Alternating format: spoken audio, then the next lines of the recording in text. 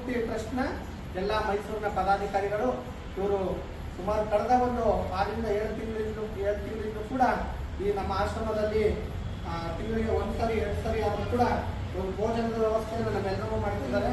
ಇಡೀ ತಂಡದವ್ರಿಗೆ ಶುಭವಾಗಲಿ ಅಂತ ತಮ್ಮೆಲ್ಲರ ಪರವಾಗಿ ಹಾರೈಸ್ತಾ ಅವರಿಗೆ ನಮ್ಮ ಆಶ್ರಮಕ್ಕೆ ಬಂದು ನಮ್ಮ ಜೊತೆ ಎಲ್ಲರೊಟ್ಟಿಗೆ ಒಂದು ಭೋಜನ ಕೂಟವನ್ನು ಏರ್ಪಡಿಸೋದಕ್ಕೆ ಅವ್ರಿಗೆಲ್ಲರೂ ಕೂಡ ನಾನು ವೈಯಕ್ತಿಕವಾಗಿ ಧನ್ಯವಾದಗಳನ್ನ ಸಲ್ಲಿಸ್ತೇನೆ.